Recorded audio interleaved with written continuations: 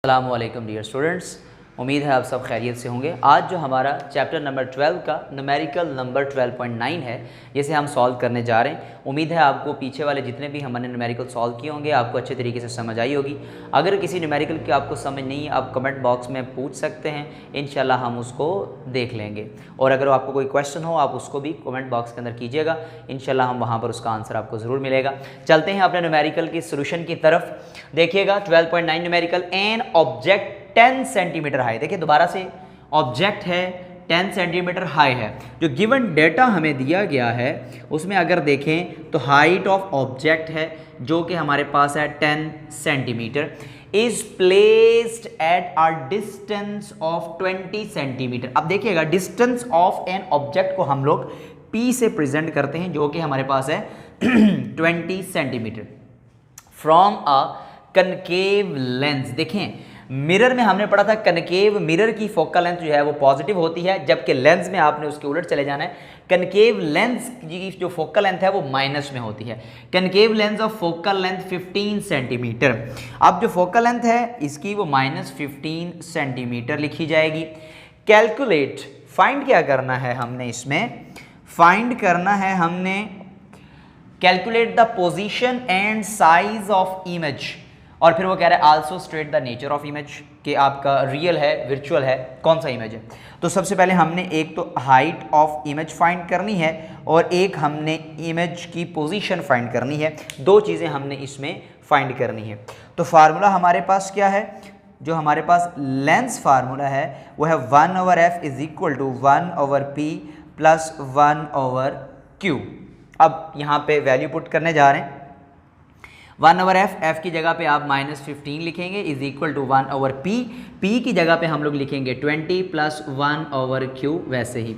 अब -1/15 ये value plus है, इक्वल के इस तरफ आके माइनस हो जाएगी। हमने इक्वल के इस तरफ क्यों लाई है, क्योंकि हम q को फाइंड करने जा रहे हैं, उसको हमने अकेला करना है, इसलिए उसके साथ जो भी वैल्यू है अगर प्लस है तो दूसरी तरफ आके माइनस हो जाएगी, अगर मल्टीप्लाई है तो दूसरी तरफ आकर डिवाइड हो जाएगी। तो लिहाजा अब हम इसको सिंप्लीफाई करते हैं।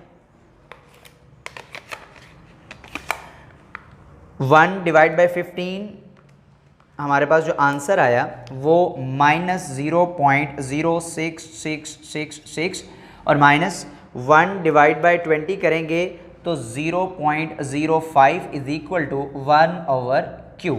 अब हम इसको आपस में ही माइनस करते हैं, -0.0666 और -0.05, तो आंसर जो हमारे पास आया -0.11666 इज इक्वल टू 1/q। अब जब डिनोमिनेटर में कुछ भी नहीं होता तो 1 होता है, रेसिप्रोकल कर लेंगे तो ये हमारे पास हो जाएगा q इज इक्वल टू 1/-0.11666। अब डिवाइड करेंगे 0.11666 तो हमारे पास जो आंसर आया q का वो हमारे पास आया -8.57। तो बुक में देखिए हमारा आंसर क्या है, 8.57 सेंटीमीटर। तो हमने पॉइंट्स के बाद दो वैल्यू जो है वो यहाँ पर मेंशन कर देनी है। तो ये हमारे पास तो अभी आया इसका एक पार्ट कि हमारे पास क्यू जो है वो क्या है। अब देखिएगा हमारे पास माइनस में आंसर आया तो इसका मतलब है हमारे पास वर्चुअल इमेज मौजूद है। लास्ट इसका पार्ट देखिएगा, बी पार्ट में कहते हैं आपने हाइट ऑफ इमेज और height of object, height of image find करनी है तो Q/P। हाइट ऑफ इमेज हम फाइंड करने जा रहे हैं, उसको हम वैसे ही लिखा रहने देंगे। हाइट ऑफ ऑब्जेक्ट हमारे पास है 10 और Q हमारे पास है 8.57 और P हमारे पास है 20। ये वैल्यू इधर डिवाइड हो रही है, इसके साथ जाके क्या हो जाएगी, मल्टीप्लाई।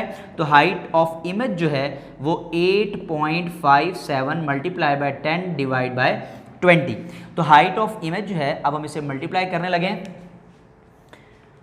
8.57 मल्टीप्लाई बाय 10, हमारे पास जो आंसर आया 85.7 डिवाइड बाय 20।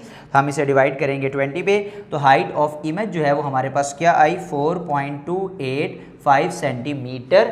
तो हमारे पास जो इसका हाइट ऑफ इमेज का जो आंसर आया है वो हमारे पास 4.28 सेंटीमीटर ही है। अब वो बता रहा है कि इमेज क्या है तो आप नीचे लिख लेंगे image is virtual, erect and diminishing, वो आप उसको लिख सकते हैं। तो ये हमारा आंसर है और यहाँ तक हमारा ये न्यूमेरिकल